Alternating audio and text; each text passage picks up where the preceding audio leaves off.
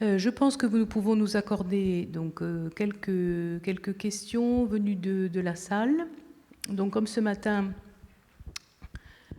voilà, est-ce que le ou les micros vont pouvoir circuler afin de donner la parole aux personnes qui voudraient...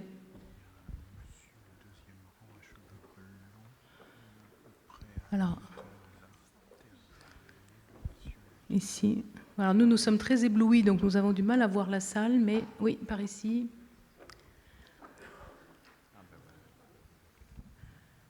Voilà. Oui, Régis Verge, architecte des bâtiments de France, Indre-et-Loire. Je vous remercie de vos exposés concernant les chanoines. Dans les missions qui sont dévolues aux chanoines, vous n'avez pas évoqué l'Hôtel-Dieu. Or, dans l'ouvrage de notre professeur Erland Brandebourg sur l'ensemble cathédral, l'Hôtel-Dieu est un élément essentiel. Est-ce que les chanoines avaient aussi ce rôle, cette mission de gérer l'Hôtel-Dieu? Merci. Alors, je ne saurais vous répondre de manière extrêmement précise sur le cas de Bourges, mais d'une façon générale, d'une part, les chapitres cathédraux ont une sorte de supervision sur la Maison-Dieu, mais celle-ci est quand même très largement indépendante. Aussi bien l'Hôtel-Dieu de Paris, par exemple, par rapport au chapitre cathédral de Notre-Dame. En raison du fait que ces maisons-dieux sont desservies en général par des hommes et des femmes appartenant à des ordres réguliers.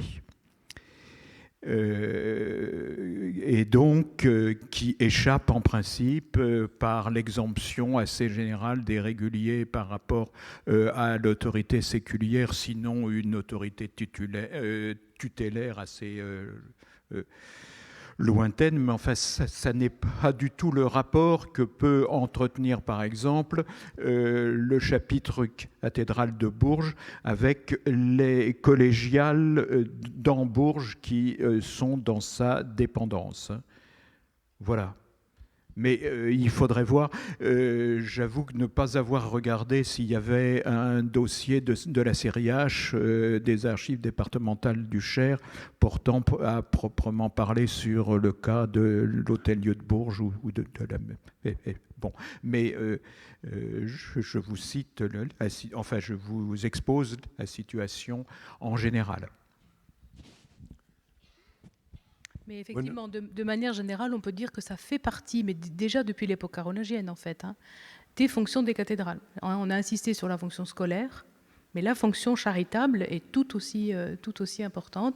Alors après, elle se décline, comme l'a dit M. Tabac, de manière différente en fonction des siècles, mais même à Paris, les chanoines de Notre-Dame de Paris, alors que par ailleurs, effectivement, l'Hôtel-Dieu, comme l'a dit M. Tabac, est confié aux mains de religieuses, qui sont les soignantes. Les chanoines de Notre-Dame de Paris, quand même, regardent de très près la manière dont l'hôpital est géré. On le voit encore dans les registres capitulaires de la fin du XIVe siècle. Donc ce ne sont pas les chanoines, si vous voulez, qui mettent les mains à la pâte directement. En revanche, voilà, ils ont ce souvenir, vous voyez, fin du XIVe siècle, que ça appartient quand même à leur juridiction. Et c'est vrai aussi, on le dit pour les cathédrales, mais c'est vrai aussi pour toutes les églises collégiales. Notamment, je pense à l'exemple limousin de Saint-Léonard de Noblat, vous savez, dont l'hôpital est tellement réputé qu'en fait, il est mentionné dans le livre du pèlerin de Compostelle.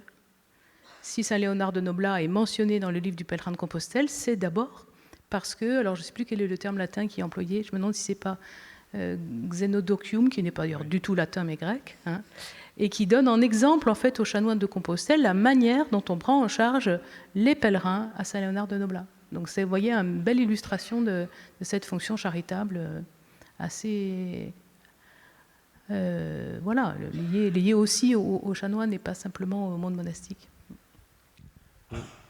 Vous avez souligné le développement important au XIIIe siècle au sein de ces communautés de chanoines, de leur niveau intellectuel et culturel, leur donnant peut-être une prééminence locale et régionale croissante, et peut-être allant vers l'extérieur. D'autant plus qu'il y avait, nous avez dit, beaucoup de laïcs dans ces communautés de chanoines. Donc, je pose la question, quel était l'état des relations de ces communautés de chanoines avec le pouvoir civil, seigneurial, puis évidemment après royal. Alors, vous avez l'hôpital. L'hôpital, c'est déjà un bon commencement. Mais avec le pouvoir civil, d'une façon générale, quel était-il ? D'une façon générale, il est évident que ce monde canonial appartient à l'élite culturelle de la ville par leur formation. Et donc, alors, à partir du moment où le duc de Berry, si vous voulez, s'installe à Bourges et devient une autorité politique assez importante, il est très vraisemblable que parmi son entourage figurent des chanoines à la cathédrale. Il faudrait faire une étude de ce que nous appelons, nous maintenant, historiens maintenant, de plus en plus, et que nous essayons de faire de plus en plus, c'est-à-dire de la prosopographie, c'est-à-dire de suivre les carrières de chacun de nos chanoines, enfin de nos chanoines, des chanoines. Mais pour le cas de Bourges, c'est assez difficile, étant donné la perte des documents qui donnent les noms des chanoines et qui sont en général les registres de délibération capitulaires qui existent dans d'autres cathédrales et qui sont évidemment tout à fait précieux puisque le notaire du chapitre enregistre le nom des chanoines présents à chaque réunion capitulaire avant de noter les décisions qui ont été prises. Et là, par les jeux des recherches dans le monde soit scolaire, soit dans le monde, disons, des hommes de loi au service de la monarchie, on arrive à suivre des carrières. Mais d'une façon générale, je peux vous dire que, par exemple, il y a un bon nombre de chanoines parisiens qui sont membres du Parlement de Paris, et donc qui sont des hauts juristes, voilà. Maintenant, à partir du moment où le duc fonde sa propre collégiale, c'est vraisemblablement plutôt les chanoines de sa collégiale qu'il va nommer dans les prébendes qu'il a fondées, et en sens inverse, il recrutera plutôt dans son entourage immédiat des gens qui, par ailleurs, possèdent une prébende dans sa collégiale.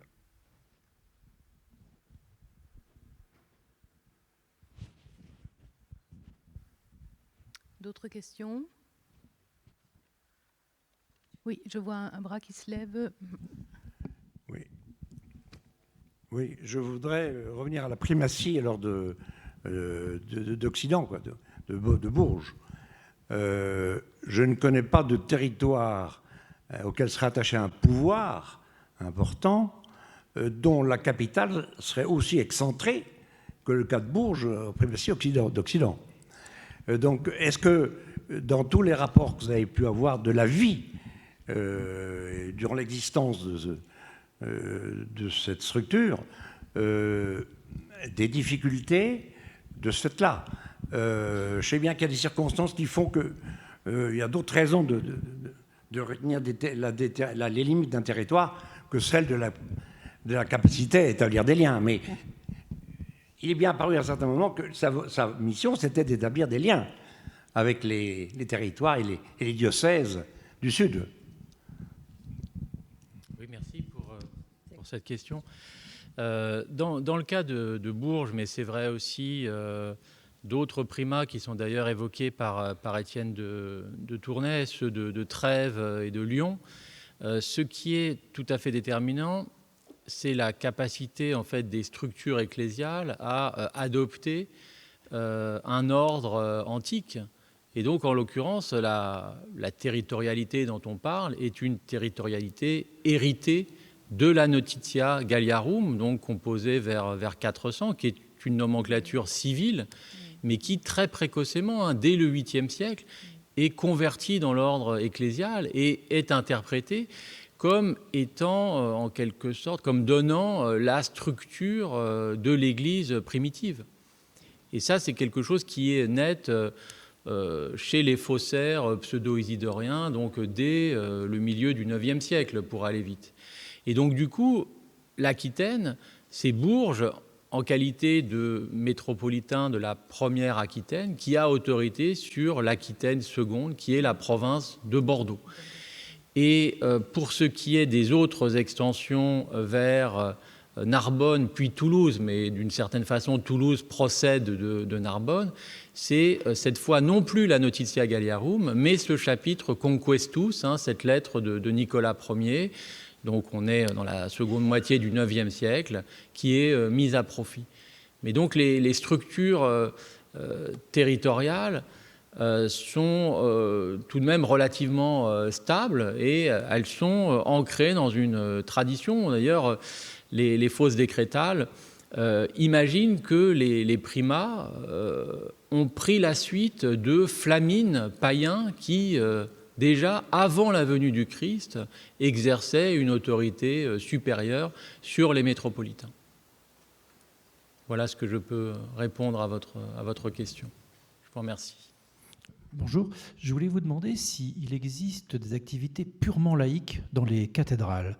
J'explique parce qu'à Bourges, par exemple, la mairie est créée en 1474 et jusqu'en 1474, on sait que les bourgeois qui gèrent la ville se réunissent, alors peut-être pas dans la cathédrale, mais dans le cloître ou dans la salle capitulaire qui est annexe. Et quand en 1474, il y a un conflit entre les bourgeois, ils se tapent dessus dans le chapitre cathédrale. Alors, est-ce qu'il y a d'autres... Oui, il y a plein d'autres attestations. De quel type de ce que vous décrivez, c'est-à-dire d'églises cathédrales, c'est moins souvent, mais plutôt collégiales, qui endossent, pour dire les choses rapidement, la fonction de maison commune, en fait, dont le clocher sert à la fois de clocher de l'église et de beffroi communal, en fait. Donc la situation que vous décrivez, elle est attestée, je pense, à Montferrand. Vous savez, de Clermont-Montferrand. Maintenant, c'est Clermont-Ferrand. Et voilà, la collégiale, qui n'est pas encore tout à fait une collégiale, qui le devient à la fin du Moyen-Âge, qui est au centre de Montferrand, c'est exactement ça. C'est la situation que vous décrivez. C'est vraiment une création des bourgeois de Montferrand, aussi d'ailleurs pour faire un pied de nez au Mont des Clercs, donc à Clermont.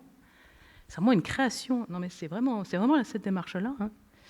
Et c'est vécu avant d'être une maison religieuse comme voilà, le lieu de... Et je crois me rappeler aussi du fait que les bourgeois déposent leurs coffres, en fait, dans l'église. Les coffres, les archives, voilà. Donc il y a cette double appartenance, si vous voulez, de l'église comme bâtiment commun. Alors après, en cathédrale, c'est moins fréquent. Je l'ai moins... Je ne sais pas si, Vincent, vous avez des exemples. Éventuellement de dépôts de coffres, oui, de dépôts de coffres privés, parce que bon... De réunions, oui, mais alors de réunions dans les salles propres, immédiatement dépendantes du chapitre, ça ne me dit rien, franchement. Bon, mais je ne connais pas très très bien le cas de Bourges, pour tout vous dire.